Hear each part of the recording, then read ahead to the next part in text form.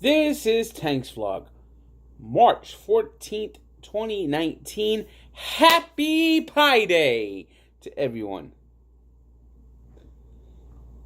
This is the daily wrap-up in sports, and championship week is moving on, and now we've gone from the mid-majors. Now, the mid-majors are still going on, but now we have the big boys out there. Now, the big boy conferences are a little different. You have the mid-majors are like one bid leagues, or maybe once in a while they'll get like two or three. The big ones, the big conferences, the elite conferences, the Big East, the ACC.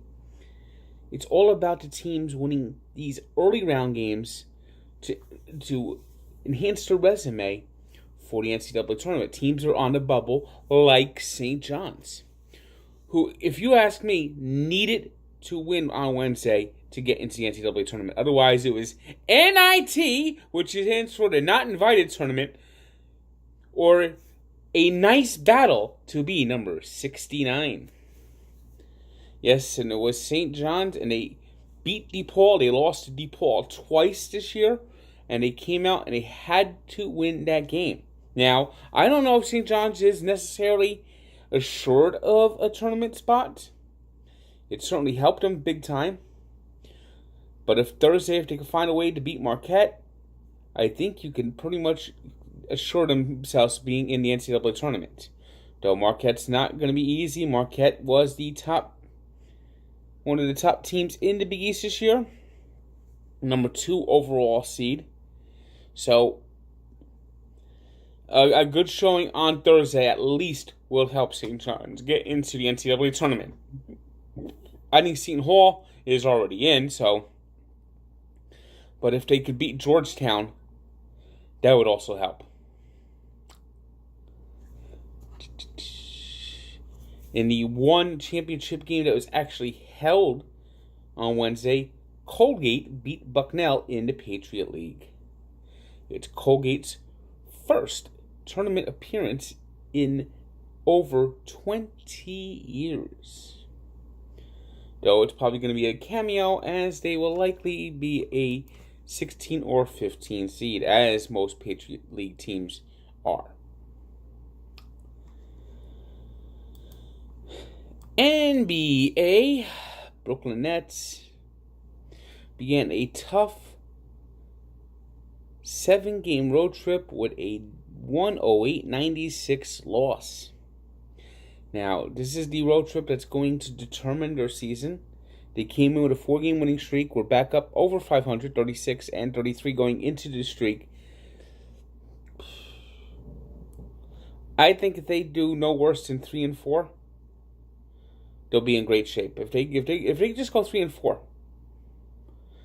not that that's a great road trip, but if they come home after going 3-4, I think the Nets will certainly be sitting pretty. But losing tonight was not a good start, as their shooting in the second half tailed off as Russell Westbrook finished the game with a triple-double.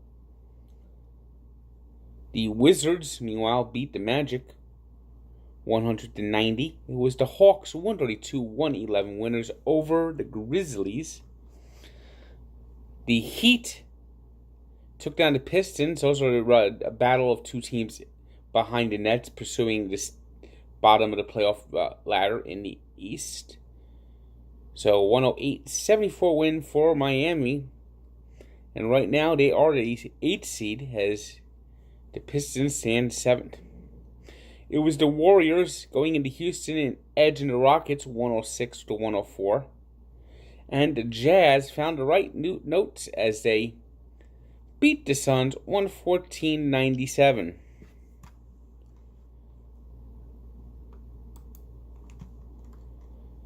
In the NHL, it was a very light night on ice. Devils played a rare nationally televised game in Edmonton, and coming off a night where they allowed 6 goals in third period, lost 9-4 in Calgary.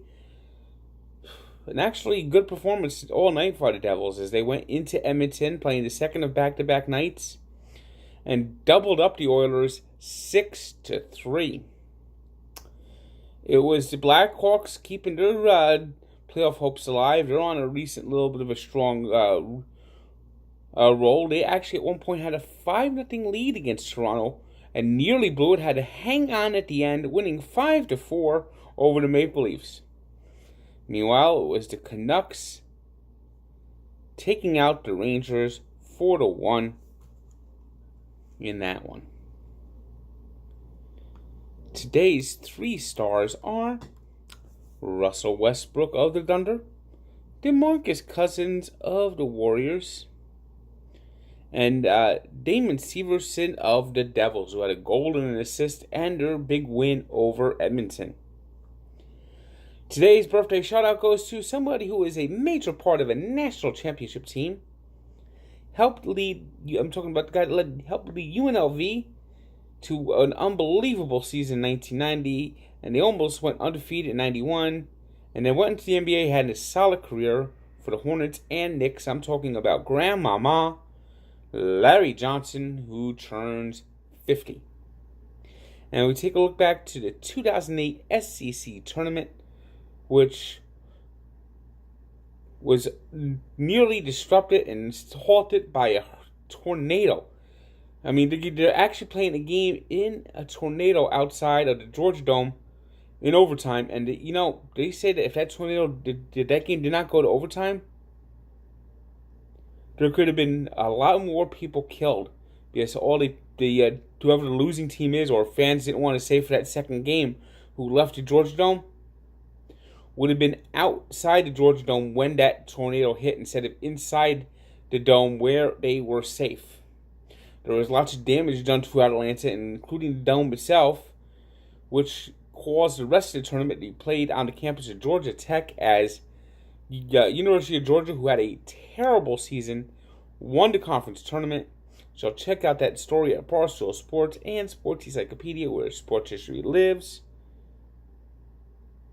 Good day.